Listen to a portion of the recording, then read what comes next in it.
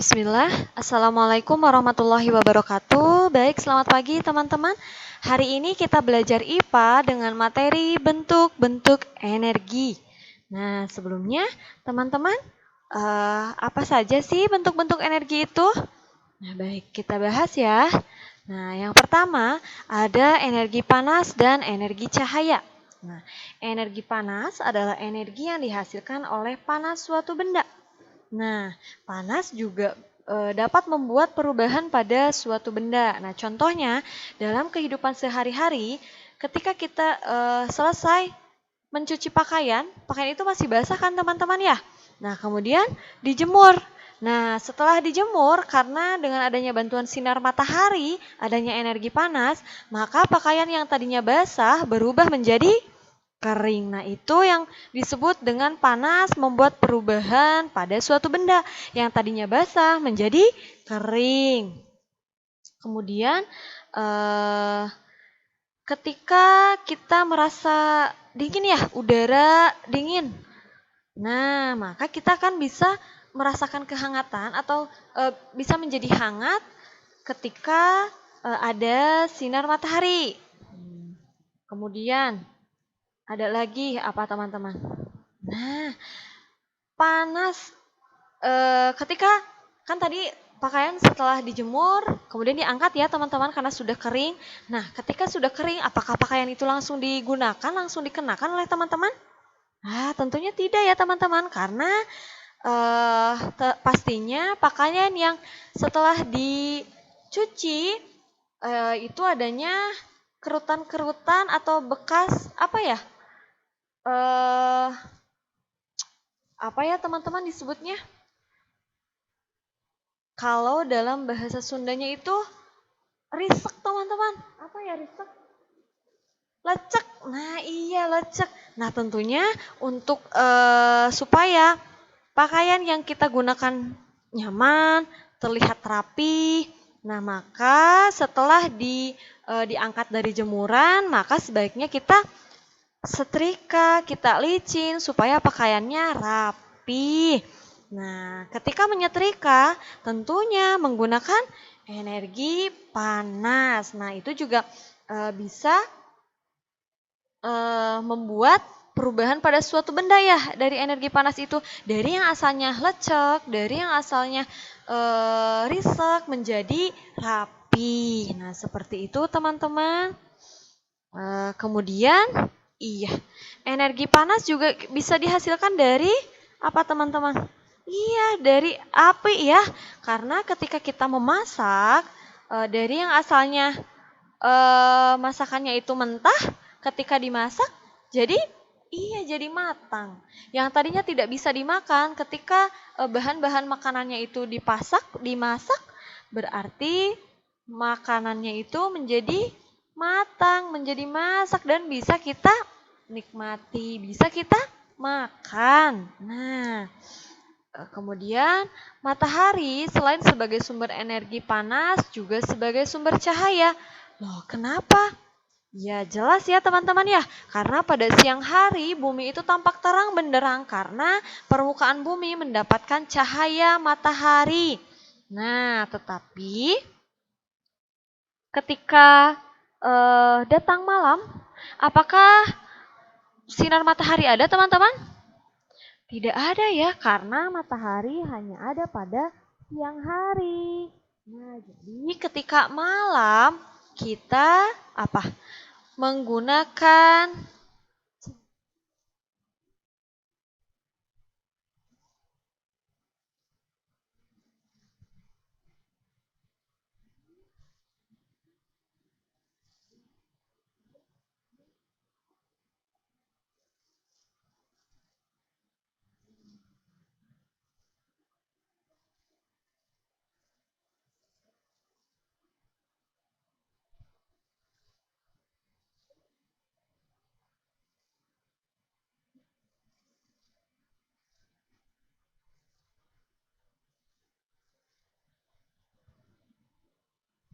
nah, seperti itu teman-teman mengenai energi panas dan energi cahaya.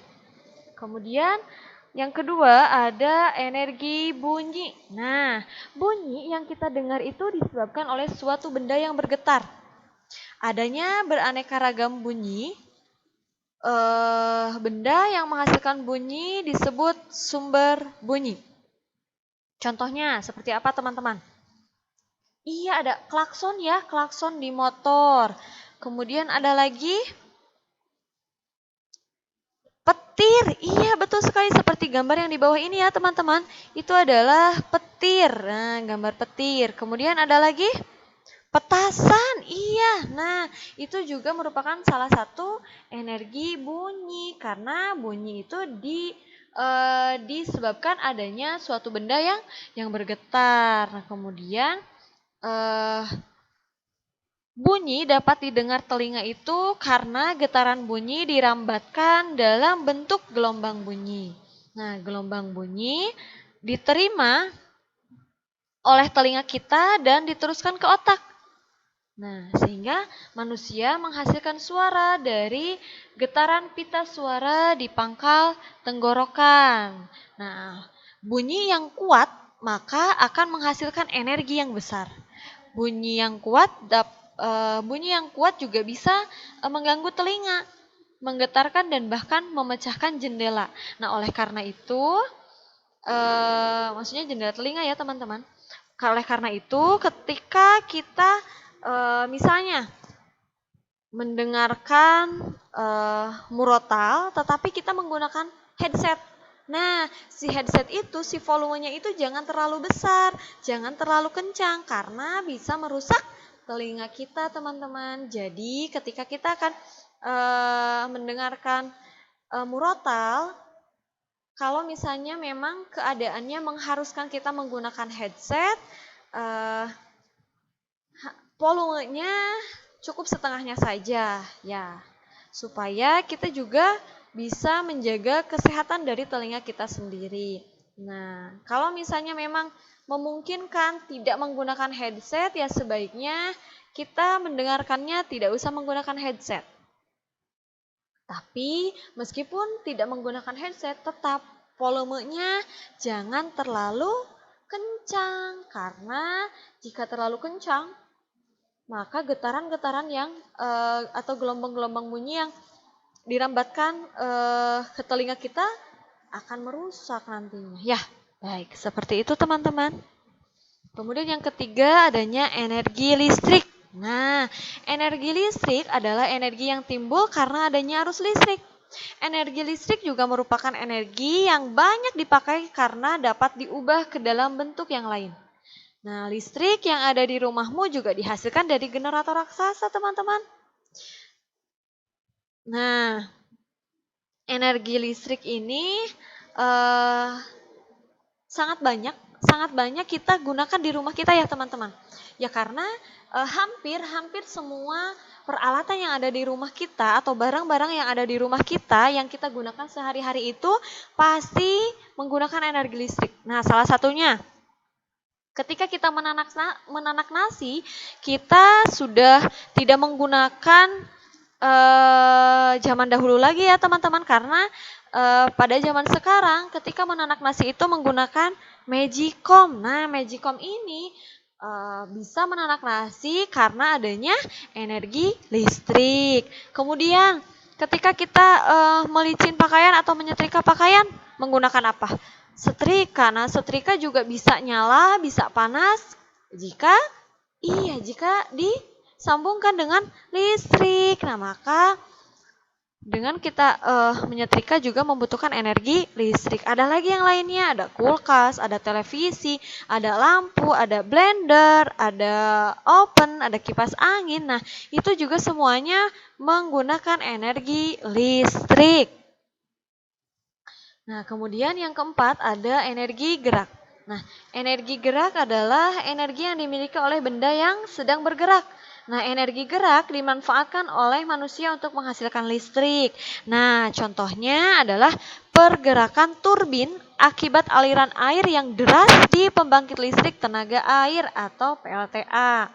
Nah, seperti yang bisa kita lihat di gambar ya teman-teman, bahwa PLTA itu pada umumnya dibangun bersama dengan pembangunan bendungan.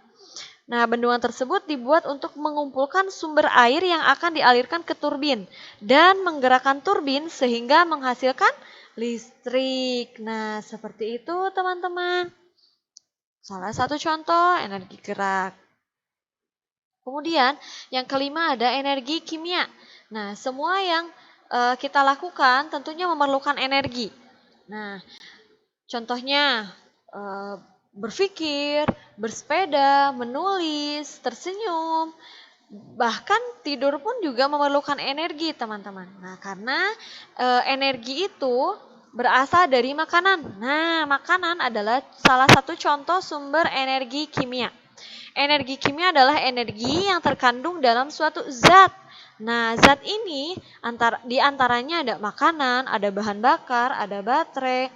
Nah, eh, kenapa makanan merupakan salah satu contoh sumber energi kimia, teman-teman? Ya karena eh, dengan adanya makanan, karena makanan itu tidak hanya satu bahan ya, teman-teman. Dalam pembuatannya itu banyak bahan-bahan yang digunakan, dan yang nantinya ketika kita konsumsi, ketika kita makan, nah itu bisa menghasilkan energi untuk kita beraktivitas. Nah, kemudian ada lagi contohnya yaitu batu baterai. Nah, ini juga batu baterai merupakan salah satu energi kimia. Iya.